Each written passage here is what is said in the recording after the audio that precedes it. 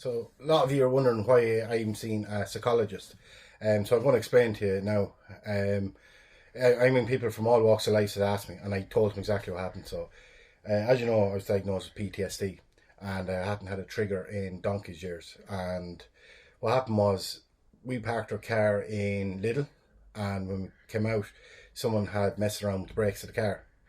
That triggered a response in me. So, because I seen someone there that might have done it. So I done the right thing. I went to the guard station, and the guard, I told him I seen someone there that might be done it, and his response was, give me the name and I'd go down and look at CCTV. I couldn't give him the name, because if I got it wrong and he questioned him, it'd cause hardship for me.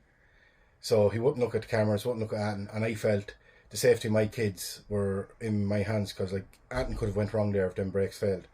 And I asked two different mechanics, and both of them says what happened couldn't have happened. It had to be broke itself. It just doesn't happen. So that left me in a situation where I had four kids, and I felt like their life was after being threatened. Not threatened, but like, it could have went wrong. That literally put a fear of God in me, and it got my mind going. So I was overprotective, right?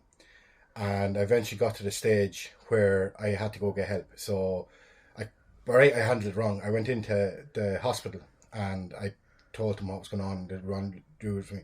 The reason I went there was because it was late at night, and I wanted something to bring me down, because I didn't want to get to the stage where I couldn't control it. So at this stage, I done. And when I was in hospital, I literally came down straight away, because when I was at home, I couldn't get peace and quiet because I have kids and I don't want to be around them like that. So they were told I went to hospital to see, because I had trouble sleeping, which was true, because I was going through my mind how to stop this ever happening again. Probably lock your car would be a great one. But when I was in there, what a lot of you didn't notice was, on what date was it, Shirley? The 9th.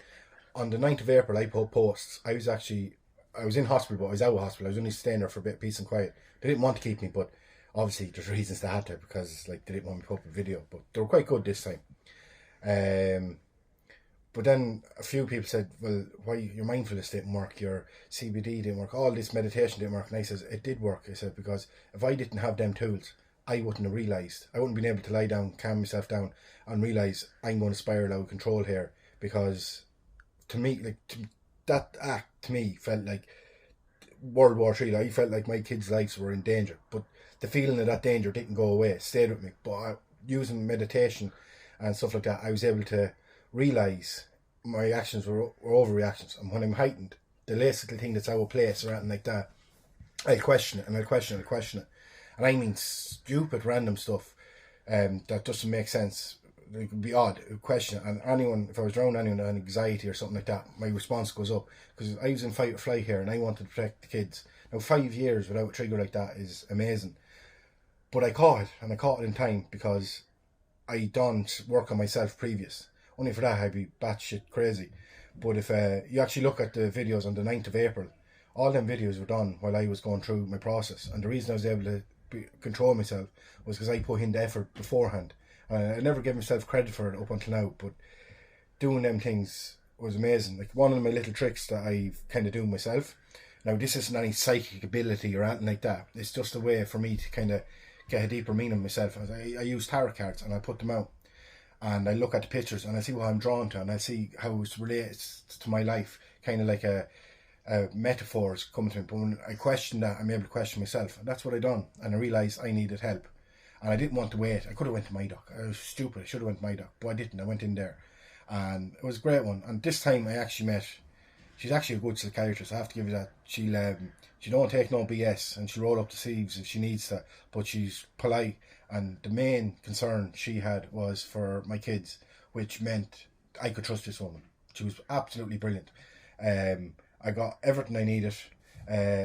Before I went in, I was told a lot of stories about nurses and stuff in there, and I think I found the one, and I kind of had a little. I let her know how I felt and how other people feel, because I'm nearly certain. Could have got it wrong. If I got it wrong, I'm sorry. But I was in a heightened state at that, so everything was.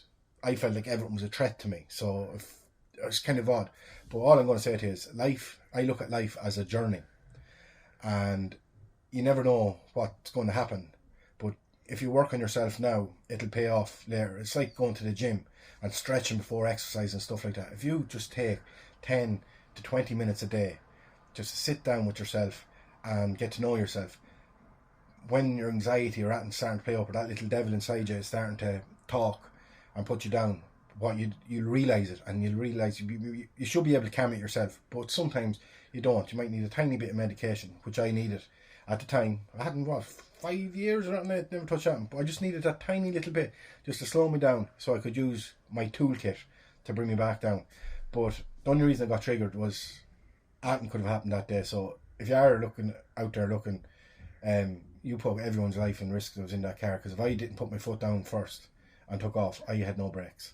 And as for the guards, absolute disgrace. But that's really it. We're just coming on to share that. Just because I do all this mental health stuff doesn't mean I'm some guru that magically fixes everything. But I can give you advice in work on yourself, and when you're having troubles and struggling, you'll be able to go on like I did on the 9th and do a few lives. And I practice what I preach. I done my walks, physical exercise. I done my meditation. I even went fishing. And within a few days, I felt wonderful again. Now, I never felt depressed or anything during this. This was a heightened state of alertness I was in. And I'm just going into the psychologist at the moment, and she's absolutely excellent. And so is the person that's over. And they're just trying to figure out, can we tweak something? But that day, I felt like I had to protect my kids, and I tried to go the proper routes, and there was no one there, and I didn't want to go do something stupid or go get myself in bother by confronting whoever and all that. But that's why I'm going to the psychologist, because I don't let things get out of hand anymore. I don't let it brew over, and I didn't want to be around my kids while I was like that. But my kids were told that I was having a few problems sleeping and stuff like that. They're very young kids. I don't hide any mental health issues with them, because I want them, when they're older, to be actually able to talk about it. Like, if you have a broken leg, you go to a bloody doctor, but for some reason, and your kids will know about it, to be signing your cast, but for some reason, when you suffer mentally, even a bit of anxiety like I was, people are afraid to say it to their kids. So the way I look at it is, if you're afraid to say it to your kids, there must be a reason why you're afraid to say it to your kids, and they'll pick up on that, and they'll think it's shameful or anything like that, but it's not. If any of you out there actually listen to the end of this, if you're feeling a little bit depressed, a little bit anxious or anything like that, go talk to your GP. Don't suffer in silence. Even do like me, take an old picture before you go into the psychologist or anything. That's it. I'd love to actually put her on camera and two of us talk. I won't do this if you're looking, but the two of us can talk so people can actually see what's going on. But that's it. That's why I was in the psychologist. I'm actually in there tomorrow as well. Looking forward to it. I really am, because this time, for some strange reason, I'm getting a lot better treatment. I don't know whether it's my attitude towards it or because I put up a video about them. But this time, no, the staff in there are wonderful. Like, some of the nurses in there are fantastic. One or two grumpy old yokes, but the majority of them are absolutely fantastic. That's really it. That's it. And Freddie's here to say hello. He's my little mascot. You can buy him on Ronald McDonald's website. You won't get him because he's special. That's Freddie. That's it. How did you feel about the whole scenario, Shirley? She's on the camera. I'm camera lady. The camera lady. Did you could see it in me, yeah? Yeah. Yeah. That's it. So definitely. That's it. Basically, do like I did this time. Go get help before you actually really need help, and won't feel down. You'll be able to go post videos like on the 9th of April. All that stuff, Mom, was when I was struggling. So, and I was actually kind of using what I was doing to fix myself at the time, and I was showing it all ye what I done.